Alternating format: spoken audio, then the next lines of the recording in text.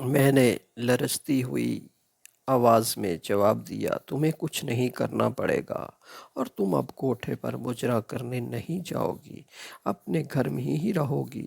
ہر مہینے تمہیں منی آرڈر مل جایا کرے گا۔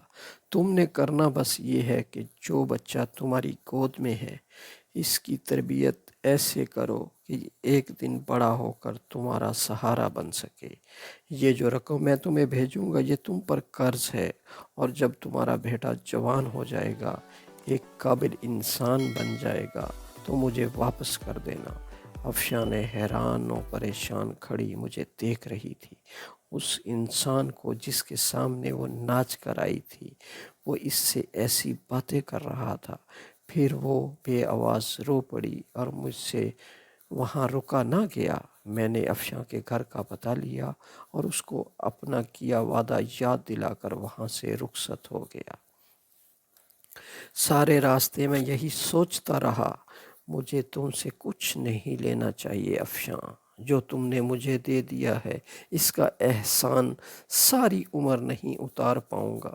تم نے مجھ میں دفن اس انسانیت کو جگا دیا ہے جو دولت اور شیطانی ہوس کے نیچے دب کر مر چکا تھا۔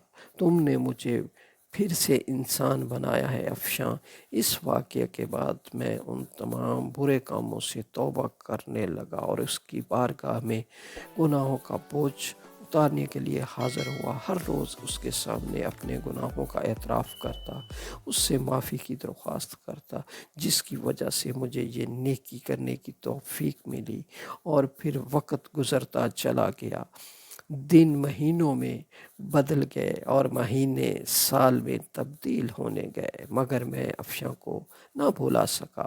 اس کا بیٹا بھی جوان ہو گیا تھا، پتہ نہیں کسی قابل بنا ہوگا، اپنی ماں کا سہارا بنا ہوگا یا نہیں۔ میرے بچے بھی جوان ہو گئے تھے۔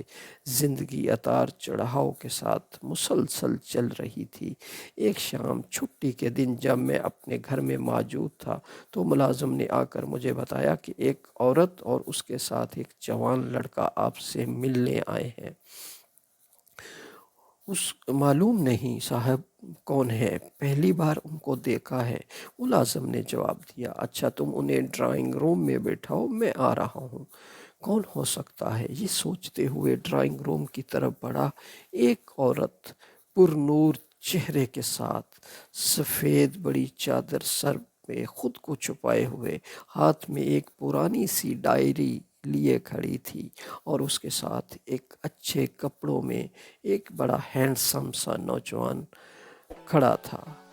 اس لڑکے کو میں جانتا تھا، ہمارے علاقے کا نیا ڈی ایس پی احمد تھا۔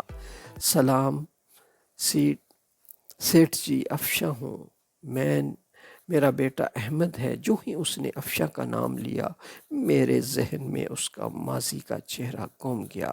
پھر مجھے پہچاننے میں دیر نہیں لگی کہ وہ افشاں ہی تھی۔ آپ مجھے پہچان گئے نا؟ میں نے سر ہلاتے ہوئے ہاں میں جواب دیا اور اس کو بیٹھنے کا اشارہ کیا۔ پھر اپنے بیٹے سے مخاطب ہو کر بولی، احمد بیٹا، یہ ہیں ہمارے مسیحا، جن کی بدولت تمہاری ماں گندگی کی دلدل میں گرتے گرتے نکل گئی۔ یہی ہیں جو تمہاری پڑھائی اور تم کو یہاں اس مقام تک لانے کا ذریعہ بنے۔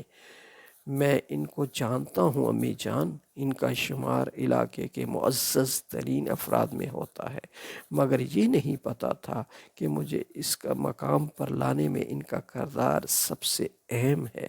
سیٹھ صاحب، جس طرح آپ ہمارا سہارا اور بے کس لوگوں کی زندگی میں مسیحا بن کر آئے، اس کا احسان ہم کبھی نہیں بھولیں گے۔ احمد بڑی مشکور نظروں سے دیکھتا ہوا بڑی عاجزی سے بول رہا تھا۔ اس کہہ رہا تھا کہ میں نے کہا آپ لوگ مجھے شرمندہ مت کریں۔ میں نے افشاں کی طرف دیکھتے ہوئے کہا، آج اس کو پکارتے ہوئے بے اختیار میرے منہ سے افشاں بہن نکل گیا۔ میں خود حیران تھا مگر یہ سچ تھا۔ افشاں صوفے سے اٹھ کر اور آگے بڑھ کر پرانی ڈائری سے مجھے مجھ سے مخاطب ہو کر کہنے لگی، سیٹھ جی اس میں وہ تمام حساب درج ہے جو میری ماں کی تدفین سے لے کر آپ کی آخری پے آرڈر تک ایک ایک پائی کا حساب رکھا ہے۔ آپ کے دیے ہوئے پیسوں کو امانت کے طور پر استعمال کیا ہے، اپنے بیٹے کو قابل انسان بنایا ہے۔ آپ مجھ سے 22 سال پہلے کہا تھا کہ یہ ایک قرض ہے اور یہ تب واپس کرنا جب تمہارا بیٹا قابل انسان بن جائے۔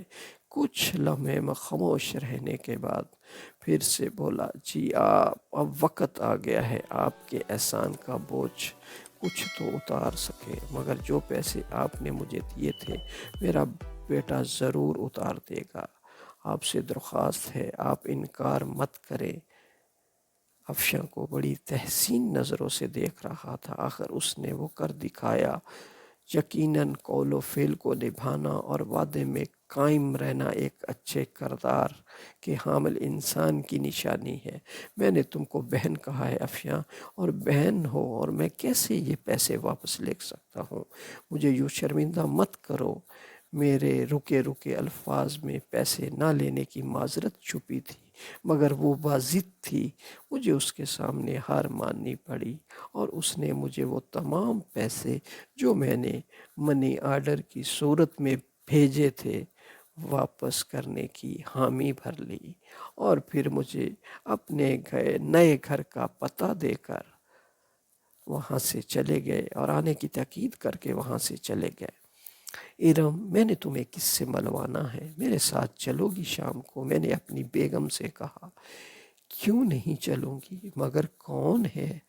کس سلسلے میں ملنا ہے؟ بیگم نے سوالات کی بوچھاڑ کر دی۔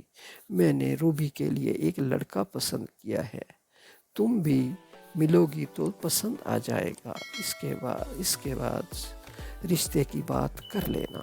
اگلے دن میں اور میری بیگم ارم ناز افشاں کے گھر میں تھے۔ ارم کو بھی احمد بہت پسند آیا۔ ارم نے بھی احمد اور روبی کے رشتے کی بات افشاں سے کی تو وہ کیسے انکار کر سکتی تھی؟ وہ پھولے نہیں سما رہی تھی، اور یوں میری بیٹی کا رشتہ افشاں کے بیٹے احمد سے ہو گیا۔ وہ تعلق جو ایک طوائف اور تماش بین جیسے گندے رشتے سے شروع ہوا تھا، اس کا اختتام ایک نہایت مہذب رشتے کی شکل میں ہوا۔ یہ سچ ہے، انسان کو قدرت سدھرنے کا موقع ضرور دیتی ہے۔ کبھی گندگی کے ڈھیر سے اس کو ایسا سبق سکھا دیتی ہے، اور کبھی بھٹکے ہوئے لوگوں کو ملا کر سیدھے راہ پر لے آتی ہے۔ انسان ساری زندگی اس کے مطابق گزارنے کو فخر محسوس کرتا ہے۔ کبھی وہ طوائف تھی، مگر آج وہ میری منہ بولی بہن اور اس کا بیٹا میری بیٹی کا شوہر تھا۔ مجھے ان دونوں رشتوں پر بہت فخر ہے۔